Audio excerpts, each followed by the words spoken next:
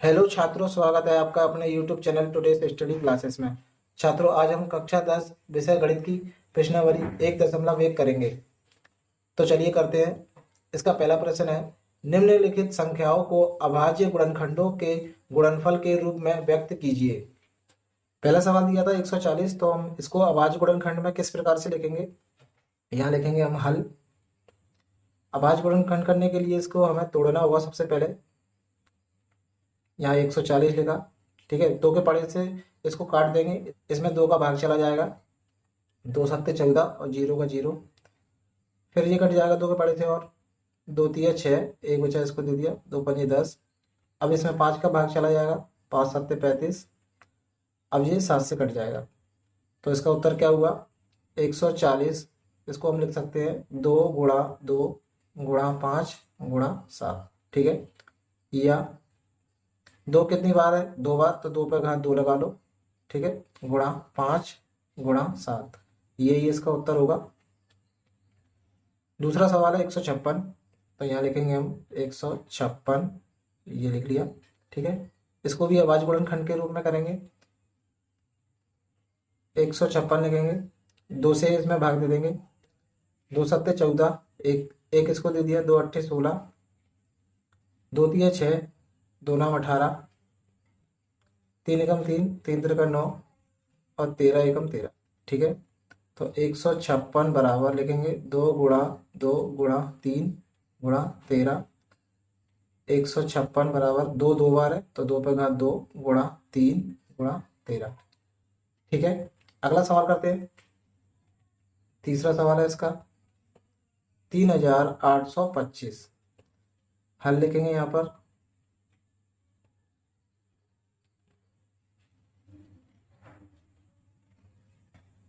तीन के पहाड़ी से इसको काट दिया, 3 एकम 3, 3 दूनी 6, 2 बचे इसको दे दिए, 3 सत्ते 21, एक बचा इसको दे दिया, 3 पंजे 15।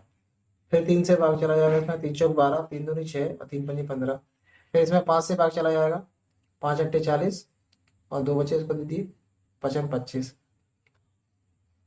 5 का चला जाएगा भाग, 5 एकम 5 और 3 बचेंगे इसको दे देंगे, तो ये हो जाएंगे 35, 5 सत्ते 35। अब इसमें 17 से भाग जाएगा, 17 एकम 17।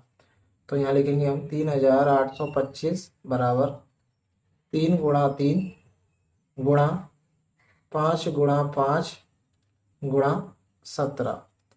3825, 3 कितनी बार, 2 बार, तो 3 पे घात 2 लगा लेंगे, ठीक है। गुणा 5 भी 2 बार है, तो 5 पे घात 2 गुणा 7 17, ठीक है। यही इसका उत्तर होगा। इसका अगला सवाल है 5005। यहाँ लिखेंगे हम हल। 5005 को तोड़ेंगे हम। 5005, 5 का इसमें भाग चला जाएगा, 5 से इसको काटेंगे, 5 एकम 5 और 0 0 5 एकम 5, ठीक है। अब इसमें 7 से भाग जाएगा, 7 एकम 7, 3 बचे इसमें से इसको दे दिए, 7 चौक 28, 2 बचे तो इसको दे दिए, 7 तिया 21, ठीक है। अब इसमें 11 का भाग जाएगा, 11 एकम 11, 3 बचे 3 इसको दे दिए, 11 तिया 33। अब ये 13 है, 13 के बड़े से कटेगा, 13 एकम 13। तो यहाँ लिखेंगे हम 5005 बराबर 5 गुणा 7 गुणा 11 गुणा 13। यही इसका उत्तर होगा। इसका छठवां सवाल है 7429। यहाँ लिखेंगे हम हल। 7429 को तोड़ेंगे, इसमें 17 से भाग जाएगा, ठीक है। 17 से भाग जाएगा कितनी बार, 437 बार। यहाँ हमने पहले ही करके रख लिया है, ठीक है। फिर जाएगा इसमें 19 से भाग कितनी बार जाएगा, 23 बार, ठीक है। फिर 23 एकम 23, तो इसका उत्तर होगा 7429 को हम लिख सकते हैं 17 गुणा 19 गुणा 23, ठीक है। ये इसका उत्तर होगा। प्रश्न नंबर 2 करते हैं। प्रश्न नंबर 2 है, पूर्णांकों के निम्नलिखित युग्मों के HCF और LCM ज्ञात कीजिए तथा इसकी जांच कीजिए कि दो संख्याओं का गुणनफल बराबर HCF गुणा LCM है।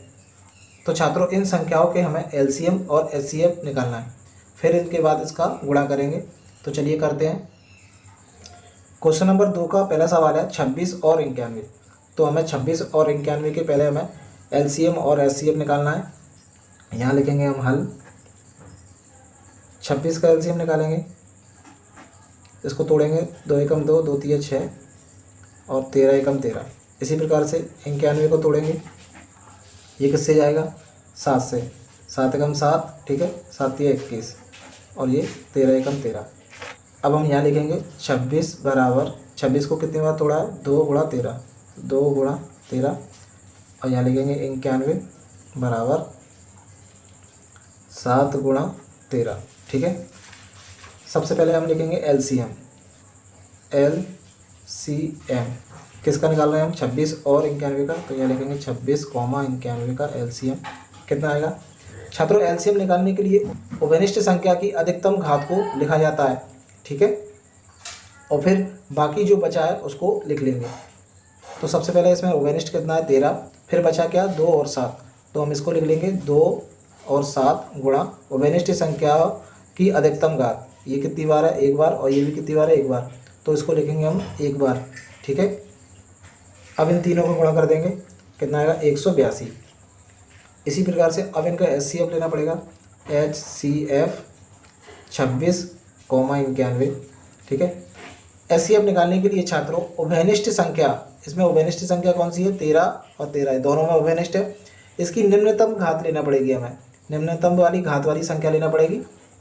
जैसे कि इसमें निम्नतम घात कितनी है 1 और यहाँ पे भी 1 है, तो उसको हम 1 बार लेंगे, कितना आ जाएगा 13। ये उभयनिष्ठ संख्या है, ठीक है।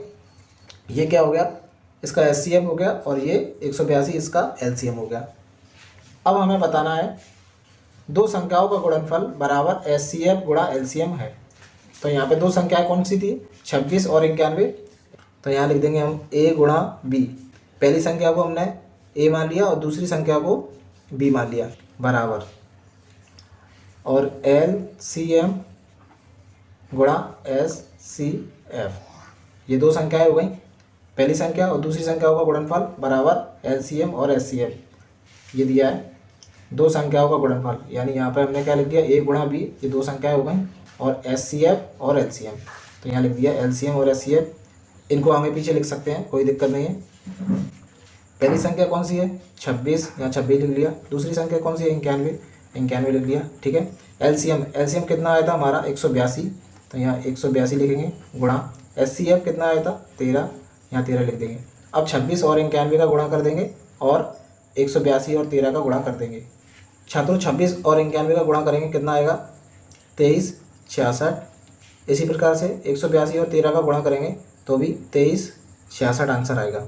यहाँ छात्रों दोनों साइड बराबर है, तो हम यहाँ लिख देंगे लेफ्ट हैंड साइड, यानी LHS बराबर RHS, ठीक है। इसका मतलब ये हमारा सवाल सही है, यही इसका उत्तर होगा। प्रश्न नंबर दूसरे का दूसरा है 510 और 92। यहाँ लिखेंगे हम हल। 510 को अभाज्य गुणनखंड के रूप में लिखेंगे। 510 दो को भाग इसमें चला जाएगा, 2 दूनी 4, 2 पंजे 10, 2 पंजे 10, ठीक है। अब 3 से इसमें भाग चला जाएगा, 3 अट्ठे 24 और 3 पंजे 15। फिर इसमें 5 से भाग जाएगा, 5 एकम 5, 5 सत्ते 35 और ये 17 एकम 17। 92 को भी अभाज्य गुणनखंड के रूप में लिखेंगे। 92, 2 चौक 8, 2 छिंग 12, 2 दूनी 4, 2 तिया 6 और ये 23 एकम 23। यहाँ लिखेंगे 510 बराबर 2 गुणा 3 गुणा 5 गुणा 17, 2 गुणा 3 गुणा 5 गुणा 17। इसी प्रकार से 92 लिखेंगे 2 गुणा 2 गुणा 23, ठीक है। सबसे पहले इनका एलसीएम लेंगे, तो एलसीएम किसका 510 का और 92 का, 510 और 92 का एलसीएम। यहाँ पर हम इसको इस प्रकार से लिख सकते हैं, 2 कितनी बार है 2 बार, तो 2 पे घात 2 गुणा 23, ठीक है। इसको हम इस प्रकार से भी लिख सकते हैं। अब छात्रों इसमें इन दोनों में उभयनिष्ठ संख्या कौन कौन सी है 2 है, ठीक है। एलसीएम निकालने के लिए उभयनिष्ठ संख्या की अधिकतम घात लेते हैं, उभयनिष्ठ संख्या की अधिकतम घात लेती हैं, तो यानी ये भी 2 पे घात 1 है और ये 2 पे घात 2 है, तो 2 पे घात 2 यानी अधिकतम घात कितनी है 2, तो यहाँ लिखेंगे 2 पे घात 2। ठीक है, ये हमने ले लिया। अब क्या बचा, ये और ये 23। ठीक है, तो हम एक एक करके यहाँ लिख देंगे इनको, गुणा 3 गुणा 5 गुणा 17 और गुणा 23। ठीक है, ये इसका एलसीएम का हो जाएगा। इसी प्रकार से इन सब का गुणा कर देंगे छात्रों। पहले इसको खोल लेंगे तो 2 गुणा 2, ठीक है, लिख लिया इसको। अब ये 3 गुणा 5 गुणा 17 गुणा 23, इन सब का गुणा करेंगे छात्रों। इन सब का गुणा आएगा 23,460। ठीक है, ये एलसीएम आएगा। यहाँ लिख देंगे हम एलसीएम 510 का और 92 का। इसी प्रकार से HCF लिखेंगे 510 का और 92 का, 510 और 92 का HCF। अब HCF निकालने के लिए छात्रों निम्नतम घात लेना पड़ती है, उभयनिष्ठ संख्या की निम्नतम घात। उभयनिष्ठ संख्या कौन सी है, 2 पे घात 2 और ये है। ठीक है, इन दोनों, ये दोनों उभयनिष्ठ है, यानी इसमें भी आ रहा है इस 2 और इसमें भी आ रहा है। तो निम्नतम घात कौन सी होगी, ये वाली। ये 2 पे घात 1 है, ये 2 पे घात 2 है, तो यहाँ लिखेंगे हम 2। अब आप देखिए इसमें और कोई संख्या उभयनिष्ठ है यानी कॉमन है। यहाँ 3 है, यहाँ 3 नहीं है, यहाँ 5 है, यहाँ 5 भी नहीं है, यहाँ 17 है, यहाँ 17 भी नहीं है, और कोई संख्या उभयनिष्ठ नहीं है। तो यहाँ पर इसका आंसर क्या होगा, 2 ही होगा। ठीक है, अब हमें ज्ञात करना है दो संख्याओं का गुणनफल बराबर एलसीएम गुणा एचसीएफ। तो यहाँ लिख सकते हैं हम, माना संख्या ए व बी है। ठीक है, तो ए गुणा बी लिखेंगे हम बराबर एलसीएम गुणा एचसीएफ। ठीक है, पहली संख्या कौन सी थी, 510 गुणा दूसरी संख्या कौन सी थी, 92 बराबर एलसीएम की जगह कितने लगाया हमने, एलसीएम कितना आया हमारा 23,460। तो यहाँ लिखेंगे 23,460 गुणा एचसीएफ कितना आया 2 लिख देंगे। अब 510 का और 92 का गुणा कर देंगे और 23,460, यहाँ 60 है, 23,460 का गुणा कर देंगे 2 में, तो कितना आएगा 46,920, और इसका भी गुणा करेंगे आएगा 46,920। ठीक है, LHS बराबर RHS, ये दोनों साइडें बराबर हैं, तो ये हमारा उत्तर सही है, यही इसका उत्तर है। अगला सवाल है 336 और 54। तो यहाँ लिख लिया हमने 336 और 54 हल। 336 को उभयनिष्ठ गुणनखंड करेंगे, 336 2 के पड़ोसी को भाग दे देंगे, 2 एकम 2, 2 छिंग 12, 2 अट्ठे 16, 2 के पड़ोसी और भाग से चला जाएगा इसमें, 2 अट्ठे 16, 2 चौक 8, 2 चौक 8, 2 दूनी 4, 2 दूनी 4, 2 एकम 2। अब इसमें ये विषम संख्या है, 3 से भाग जाएगा, 3 सत्ते 21 और ये 7 एकम 7। 54 का भी इसी प्रकार करेंगे, 54 2 के पड़ोसी को काटेंगे, 2 दूनी 4, 2 सत्ते 14। अब ये 3 के पड़ोसी कटेगा, 3 नाम 27, 3 तिरका 9 और 3 एकम 3। ठीक है, यहाँ लिखेंगे 336 बराबर 1 2 3 4, यानी 2 पे घात 4 लिख लेंगे हम। ठीक है, और 3 गुणा 7, 3 गुणा 7। ठीक है, ये लिख लिया। इसी प्रकार से इसको भी लिख लेंगे 54 बराबर 2 कितनी बार है, 1 बार, गुणा 3 कितनी बार है, 1 2 3, तो 3 पे घात 3 लगा लिया। ठीक है, अब हम लिखेंगे एलसीएम किसका, 336 का और 54 का। ठीक है, बराबर एलसीएम निकालने के लिए छात्रों हमें उभयनिष्ठ संख्या की अधिकतम घात को लिखना पड़ता है। उभयनिष्ठ संख्या इसमें कौन कौन सी है, इसमें 2 और ये 2, ये दोनों उभयनिष्ठ हैं। ठीक है, और इसमें यहाँ पर 3 और ये 3, ये भी उभयनिष्ठ है।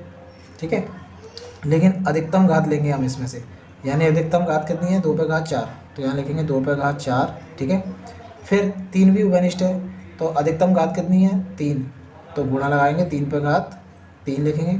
ठीक है, अब बचा 7। ठीक है, तो यहाँ लिख देंगे 7। ये तो दोनों उभयनिष्ठ थे, तो इसमें से लिख लिए 2 हमने, ये भी उभयनिष्ठ थे, तो इसमें से 3 लिख लिया, लेकिन ये उभयनिष्ठ नहीं था तो इसको यहाँ पर लिख लिया। अब इन सब का हम गुणा करेंगे तो कितना आंसर आएगा, 2 पे घात 4 का मतलब होता है 16। ठीक है, गुणा 3 पे घात 3 का मतलब होगा अपना, अब 3 पे घात 3 है तो इसको ऐसे भी लिख सकते हैं हम 3 गुणा 3। अब 3 त्रिका 9 और 9 तिया 27, तो यहाँ पर लिखेंगे हम 27 गुणा 7। अब इन सब का गुणा करेंगे, कितना आएगा छात्रों, इन सब का हम गुणा करेंगे तो कितना आएगा 3024। तो यहाँ लिख दिया हमने एलसीएम 336 व 54 का एलसीएम कितना है 3024। अब हमें एचसीएफ निकालना है, तो यहाँ लिखेंगे एचसीएफ किसका 336 का और 54 का, ठीक है, बराबर। एचसीएफ निकालने के लिए छात्रों हमें उभयनिष्ठ संख्या की निम्नतम घात लेते हैं। इसमें से उभयनिष्ठ कौन कौन सी हैं, 2, तो निम्नतम घात कितनी है, यहाँ पर 2 पे घात 4 है और यहाँ पे 2 पे घात 1 है, तो निम्नतम घात कितनी हुई 2, यानी 1 लिखेंगे 2 बार, ठीक है। इसमें से उभयनिष्ठ कौन सा है 3 और 3, इसकी घात 3 है और इसकी घात कितनी है 1, तो निम्नतम घात लेना है हमें, तो निम्नतम घात मतलब 3 पे घात 1 यानी गुणा 3, ठीक है। अब इन दोनों का गुणा कर देंगे, कितना आएगा 6। तो एचसीएफ कितना हो गया हमारा 336, 54 का एचसीएफ कितना आ गया 6 और एलसीएम कितना आया था 3024, ठीक है। अब हमें निकालना है दो संख्याओं का गुणनफल बराबर एलसीएम एचसीएफ। तो दो संख्या कौन सी हो गई हमारी, ए गुणा बी बराबर एलसीएम गुणा एचसीएफ, ठीक है।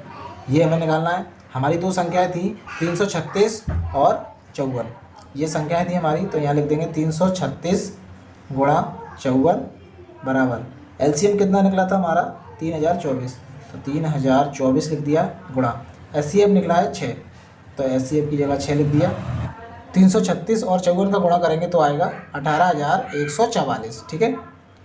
इसी प्रकार 3024 का गुणा करेंगे 6 से तो आएगा 18144। दोनों साइड बराबर है तो हम लिखेंगे LHS बराबर RHS, यही हमारा उत्तर है, ठीक है। प्रश्न नंबर 3 है छात्रों, अभाज्य गुणनखंड विधि द्वारा निम्नलिखित पूर्णांकों के एचसीएफ और एलसीएम ज्ञात कीजिए। तो इन सवालों के हमें अभाज्य गुणनखंड विधि द्वारा एचसीएफ और एलसीएम ज्ञात करना है। तो चलिए करते हैं। क्वेश्चन नंबर 3 का पहला सवाल है 12, 15, 21। तो यहाँ हम लिखेंगे हल। 12 को अब हम अभाज्य गुणनखंड के रूप में लिख लेंगे। यहाँ इस प्रकार से 12 के गुणनखंड कर लेंगे, 2 छिंग 12, 2 तिया 6 और 3 एकम 3। इसी प्रकार से 15 के कर लेंगे, 3 पंजे 15, 5 एकम 5। 21 के भी कर लेंगे, 3 सत्ते 21 और 7 एकम 7, ठीक है। अब यहाँ पर हम लिखेंगे 12, 2 गुणा 2 गुणा 3, 15, 3 गुणा 5 और 21, 3 गुणा 7। इसको हम यहाँ पर इस प्रकार से भी लिख सकते हैं, 2 कितनी बार है 1 2, तो 2 पे घात 2 गुणा 3, 3 पे घात 1, ठीक है। इसको भी इसी प्रकार से लिख सकते हैं, 3 पे घात 1 गुणा 5 पे घात 1, 3 पे घात 1 गुणा 7 पे घात 1। अब हमें इनका एलसीएम निकालना है, तो यहाँ लिखेंगे हम 12, 15 और 21 का एलसीएम, 12, 15 और 21 का एलसीएम। एलसीएम निकालने के लिए छात्रों उभयनिष्ठ संख्या की अधिकतम घात को लिखते हैं। तो यहाँ पर हमें इनमें से एलसीएम निकालना है। उभयनिष्ठ कौन सी है यहाँ पर उभयनिष्ठ संख्या 3, 3, 3, ये तीनों उभयनिष्ठ संख्या हैं, ठीक है। तो यहाँ की इसकी अधिकतम घात कितनी है 3 पे घात 1, तो यहाँ पे हम लिखेंगे 3 पे घात 1, ठीक है।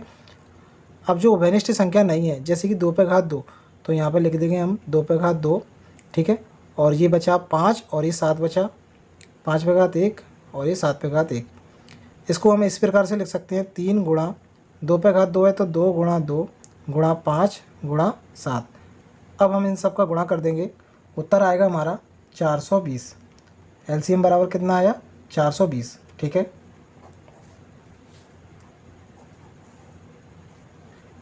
अब हम एचसीएफ निकालेंगे इन तीनों संख्याओं का, तो यहाँ लिखेंगे 12, 15 और 21 का एचसीएफ। छात्रों एचसीएफ निकालने के लिए जो संख्या उभयनिष्ठ होती है वही हमारा एचसीएफ होता है। तो इन सब में से उभयनिष्ठ कौन सा है 3, 3, 3, ये 3 संख्या इन तीनों में है तो यही उभयनिष्ठ हुआ। तो इसका मतलब इसका एचसीएफ कितना होगा 3 होगा। तो ये इसका उत्तर हो गया और ये इसका उत्तर हो गया। क्वेश्चन नंबर 3 का दूसरा सवाल है 17, 23, 29। तो इसको भी हम अभाज्य गुणनखंड के रूप में लिखेंगे। 17 को अगर तोड़ेंगे हम तो 17 के पड़े से एक बार जाएगा। 23 को तोड़ेंगे हम तो 23 भी 23 के पड़े से एक बार जाएगा। और 29 को तोड़ेंगे हम तो 29 भी 29 के पड़े से एक बार जाएगा। तो यहाँ पे हम लिखेंगे 17 बराबर 17 गुणा 1, 23 बराबर 23 गुणा 1, 29 बराबर 29 गुणा 1। यहाँ हम इन सब के यहाँ हम 17 गुणा 1 भी लिख सकते हैं, क्योंकि 17 का गुणा 1 में करेंगे तो क्या आएगा 17 आएगा। 23 का गुणा 1 में करेंगे तो क्या आएगा 23 आएगा। ठीक है, अब हम इन सब का एलसीएम निकालेंगे। तो यहाँ लिखेंगे 17, 23 और 29 का एलसीएम। एलसीएम निकालने के लिए छात्रों उभयनिष्ठ संख्या की अधिकतम घात को लिखते हैं। तो यहाँ उभयनिष्ठ संख्या कौन है, 1 है। तो यहाँ 1 की घात कितने लिखेंगे, 1। ठीक है, अब जो उभयनिष्ठ नहीं है यानी कि जो कॉमन नहीं है तो उसको लिख लेंगे 17, 23, 29। तो यहाँ लिख लिया 17, 23, 29। इन सब का गुणा कर देंगे तो एलसीएम आएगा हमारा 11,339। ठीक है, अब हमें इन संख्याओं का एचसीएफ निकालना है। तो यहाँ लिखेंगे 17, 23 और 29 का एचसीएफ। छात्रों एचसीएफ निकालने के लिए उभयनिष्ठ संख्या जो होती है उसकी निम्नतम घात को लिखते हैं। तो उभयनिष्ठ संख्या इसमें से कौन सी है, 1। तो यहाँ हम 1 लिख लेंगे। ठीक है, एचसीएफ कितना आएगा इसका, 1। तो ये इसका उत्तर हो गया और ये इसका उत्तर हो गया। क्वेश्चन नंबर 3 का तीसरा सवाल है छात्रों 8, 9 और 25। तो यहाँ हम लिखेंगे हल। इसका भी हमें एलसीएम और एचसीएफ निकालना है। 8 के अभाज्य गुणनखंड कर लेंगे, 2 चौक 8, 2 दूनी 4 और 2 एकम 2। 9 के कर लेंगे, 3 त्रिका 9, 3 एकम 3। इसी प्रकार से 25 के भी अभाज्य गुणनखंड कर लेंगे, 5 25 और 5 एकम 5। यहाँ हम लिखेंगे 8 बराबर 8 के गुणनखंड कितने हैं, 1 2 3। तो यहाँ हम लिख लेंगे 2 पे घात 3। ठीक है, क्योंकि 3 बार है, 2 पे घात 3 लिख लिया।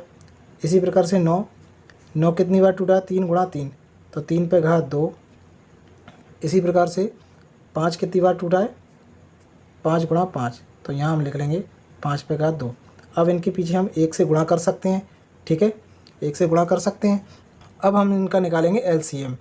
तो 8, 9 और 5 का एलसीएम कितना होगा, यहाँ हम लिखेंगे 1 गुणा 2 पे घात 3। 2 पे घात 3 है तो हम यहाँ लिखेंगे 2 पे घात 3 गुणा 3 पे घात 2 गुणा 5 पे घात 2। ठीक है, यहाँ लिखेंगे एलसीएम। 1 को इसी प्रकार से लिख लिया। 2 पे घात 3 का मतलब होता है 8। अगर 2 पे घात 3 है तो हम इसको इस प्रकार से खोल सकते हैं, 2 गुणा 2 गुणा 2, 2 दूनी 4 और 4 दूनी 8। तो यहाँ 8 आएगा। ठीक है, 3 पे घात 2 का मतलब होगा 9 गुणा, और 5 पे घात 2 का मतलब होता है 25। यानी कि इस प्रकार से हम लिख सकते हैं 5 गुणा 5, तो 5 25। ठीक है, एलसीएम इन सब का गुणा कर देंगे तो हमारा एलसीएम आएगा 1800। ये हमारा एलसीएम आया। अब इन संख्याओं का हमें एचसीएफ निकालना है। तो यहाँ लिखेंगे 8, 9 और 5 का एचसीएफ। छात्रों एचसीएफ निकालने के लिए उभयनिष्ठ संख्या की निम्नतम घात को लिखते हैं। तो यहाँ पर उभयनिष्ठ संख्या कौन सी है, अकेला 1 है। 1 तीनों में आ रहा है तो ये उभयनिष्ठ संख्या कौन सी हो गई, 1 हो गई। तो यही इसका एचसीएफ होगा। तो ये इसका उत्तर हो गया और ये इसका उत्तर हो गया। प्रश्न नंबर 4 है छात्रों एचसीएफ 306 और 657 का एचसीएफ दिया है 9। ठीक है, अब हमें 306 और 657 का एलसीएम ज्ञात करना है। तो चलिए करते हैं। क्वेश्चन नंबर 4 का हल हम इस प्रकार से करेंगे। सबसे पहले हम लिखेंगे दिया है एचसीएफ 306 और 657 का एचसीएफ कितना दिया है, 9। ज्ञात क्या करना है, ज्ञात करना है एलसीएम किसका, 306 का और 657 का एलसीएम हमें ज्ञात करना है। ठीक है, ये हमें ज्ञात करना है। अब हम यहाँ लिखेंगे हम जानते हैं दो संख्याओं का गुणनफल बराबर LCM गुणा HCF होता है। दो संख्याओं का गुणनफल बराबर LCM गुणा HCF होता है। तो हमारे पास दो संख्याएं कौन सी है, 306 और 657 है। हमें HCF दिया है और LCM हमें ज्ञात करना है। तो छात्रों हमारे पास दो संख्याएं कौन सी हैं, 306 और 657। तो यहाँ हम लिखेंगे 306 गुणा 657। ठीक है, यहाँ इस प्रकार से लिख लिया बराबर। LCM हमें ज्ञात करना है तो LCM की जगह LCM लिख लिया, गुणा HCF हमें दिया है, HCF कितना दिया है 9, तो यहाँ HCF की जगह 9 रख दिया। अब हमें LCM ज्ञात करना है तो ये 9 इसके गुणा में है, तो गुणा में से हटके इसके बटे में आ जाएगी। तो यहाँ लिखेंगे हम 306 गुणा 657 बटे 9 बराबर LCM। अब 9 के पाड़े से हम 306 को काट सकते हैं। 9 एकम 9, 9 तिया 27, 3 बचे, 3 इसको दे दिए, कितने हुए 36, तो 9 चौक 36। तो यहाँ हमारा बचा 34 गुणा 657 बराबर और ये LCM। अब हम 34 और 657 का गुणा कर देंगे तो हमारा LCM निकल आएगा। इन दोनों का गुणा करने पर उत्तर आएगा हमारा 22, 33, 8 LCM। तो छात्रों यहाँ इसका LCM निकल आया, यही इसका उत्तर है। प्रश्न नंबर 5 है, जांच कीजिए कि क्या किसी प्राकृतिक संख्या n के लिए संख्या 6 पे पावर n अंक 0 पर समाप्त हो सकती है। तो छात्रों इस सवाल में हमें बताना है किसी प्राकृतिक संख्या n के लिए 6 पे पावर n, यानी n की जगह हम कोई भी प्राकृतिक संख्या रखें तो वह संख्या 0 पर समाप्त होना चाहिए। तो चलिए इस सवाल को हम समझते हैं। छात्रों ये हमारी संख्या दी गई है, हमें बताना है 6 पे घात n 0 पर समाप्त होना चाहिए। तो छात्रों कोई संख्या 0 पर तभी समाप्त होगी जब उसके गुणनखंड में कम से कम 2 गुणा 5 ये जोड़ा होना चाहिए। जब कोई संख्या के गुणनखंड में 2 गुणा 5 होगा तभी वह संख्या 0 पर समाप्त हो पाएगी। अगर हम यहाँ n की जगह कोई भी प्राकृतिक संख्या लिखें, प्राकृतिक संख्या क्या होती हैं छात्रों, जैसे कि 1, 2, 3, 4 डॉट डॉट डॉट ये अनंत तक ये प्राकृतिक संख्याएं होती हैं। इनमें से अगर हम कोई भी संख्या यहाँ n की जगह रखें, जैसे n की जगह मैंने 1 रख लिया, क्या आएगा 6 आएगा। n की जगह मैंने 2 रख लिया तो क्या आएगा 6 गुणा 6 यानी कि 6 का 36। ठीक है, ऐसे हम n की जगह कोई सा भी नंबर रखें तो वह संख्या 0 पर समाप्त होना चाहिए, यानी उसका इकाई का अंक 0 होना चाहिए। यहाँ इकाई का अंक 0 हो रहा है क्या, नहीं हो रहा ना, तो उसके गुणनखंड में कम से कम 2 और 5 का गुणनखंड होगा तभी वह संख्या 0 पर समाप्त होगी। तो छात्रों प्रश्न नंबर 5 का हल हम यहाँ से करेंगे। ये क्वेश्चन नंबर 5 का हल है, ये हमारा रफ कार्य होगा, ये समझने के लिए मैंने आपको बताया था यहाँ पर। ठीक है, अब हम यहाँ पर 6 के अभाज्य गुणनखंड लिख लेते हैं। जैसे 6 पे पावर n है, ठीक है, इसको हम तोड़ के लिख लेंगे 2 गुणा 3। 6 को किस प्रकार से तोड़ लेंगे, इसे 2 तिया 6 और 3 एकम 3, इस प्रकार से इसके गुणनखंड कर लिए। कितना आया 2 गुणा 3 और ये घात 3। ठीक है, अब हमें यहाँ पर क्या चाहिए था 2 गुणा 5, इसके गुणनखंड में 2 गुणा 5 नहीं है।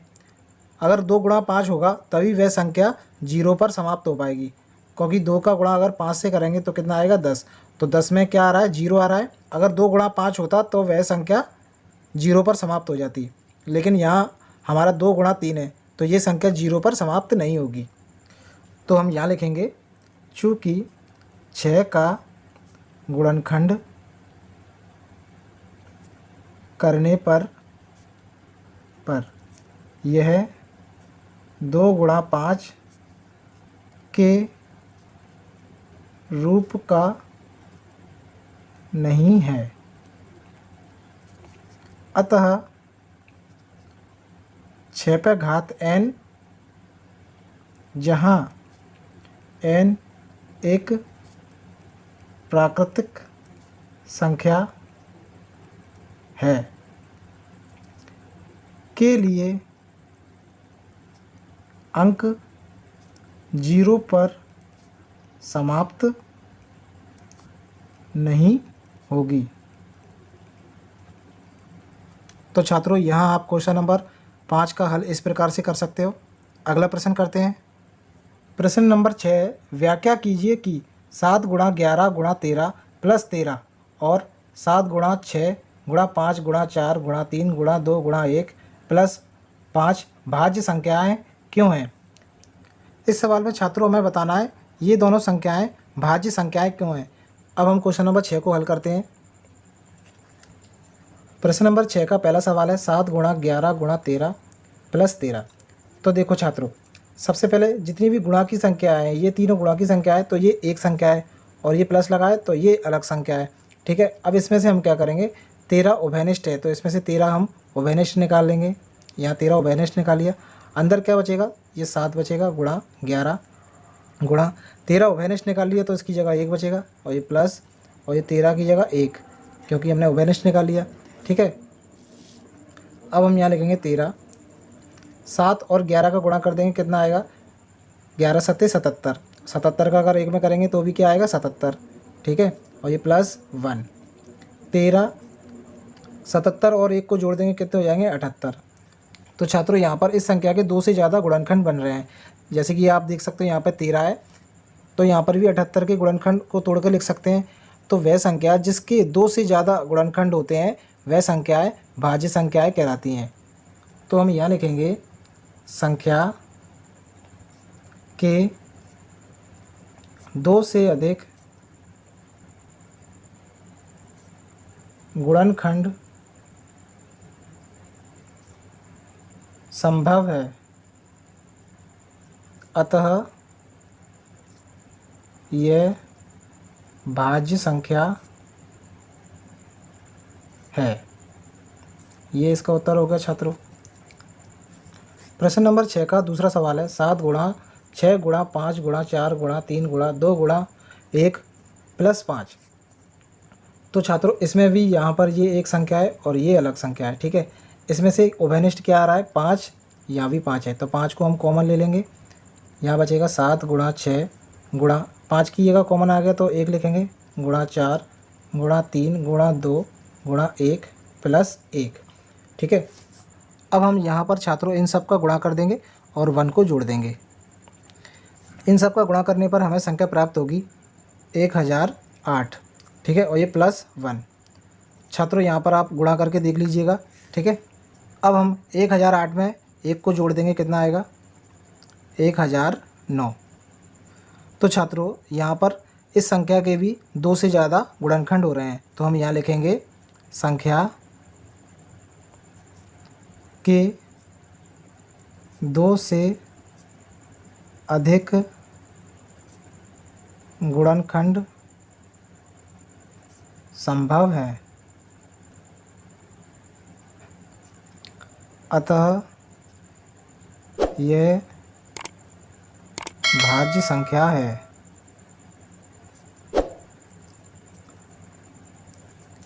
प्रश्न नंबर 7 करते हैं। प्रश्न नंबर 7 है छात्रों, किसी खेल के मैदान के चारों ओर एक वृत्ताकार पथ है। इस मैदान का एक चक्कर लगाने में सोनिया को 18 मिनट लगते हैं, जबकि इसी मैदान का एक चक्कर लगाने में रवि को 12 मिनट लगते हैं। मान लीजिए वे दोनों एक ही स्थान और एक ही समय पर चलना प्रारंभ करके एक ही दिशा में चलते हैं। कितने समय बाद वे पुनः प्रारंभिक स्थान पर मिलेंगे? छात्रों सबसे पहले हम सवाल को समझते हैं। किसी खेल के मैदान के चारों ओर एक वृत्ताकार पथ है। वृत्ताकार यानी कि इस प्रकार का एक वृत्ताकार पथ है। ठीक है, इस मैदान का एक चक्कर लगाने में सोनिया को 18 मिनट लगते हैं। तो यहाँ पर एक चक्कर लगा रही है सोनिया, ये सोनिया है, सोनिया एक चक्कर लगाने में इसको 18 मिनट लगते हैं। कितने मिनट लगते हैं? 18 मिनट। सोनिया को एक चक्कर लगाने में 18 मिनट लगते हैं। ठीक है, और रवि को एक चक्कर लगाने में 12 मिनट लगते हैं। तो यहाँ से रवि को भी इसी स्थान से चक्कर लगाने में, इस पूरे व्रत का चक्कर लगाने में कितने मिनट लगते हैं? 12 मिनट लगते हैं। ठीक है, ये 12 मिनट। अब इसमें हमें बताना है रवि और सोनिया एक ही स्थान से एक ही समय पर चलना प्रारंभ करते हैं, तो कितने समय बाद वह पुनः प्रारंभिक स्थान पर मिलेंगे? इस सवाल को करने के लिए छात्रों हमें 18 और 12 का एलसीएम लेना पड़ेगा।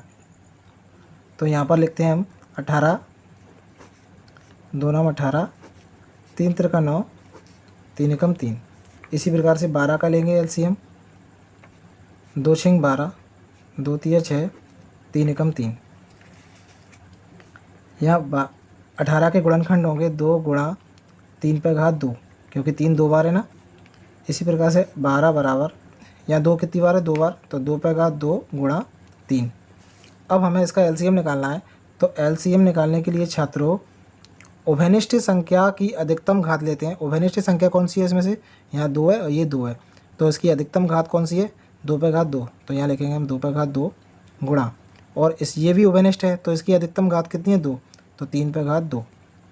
ठीक है, 2 को हम इस प्रकार से लिख सकते हैं और 3 को हम इस प्रकार से लिख सकते हैं। अब हम इन सब का गुणा कर देंगे। 3 त्रिका 9, ठीक है, और 9 दूनी 18, 18 दूनी 36, तो एलसीएम कितना आया हमारा 36, यानी कि 36 मिनट बाद वह दोनों पुनः मिलेंगे। यही इसका उत्तर है।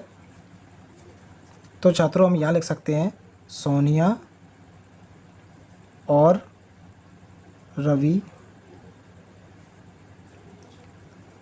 36 मिनट बाद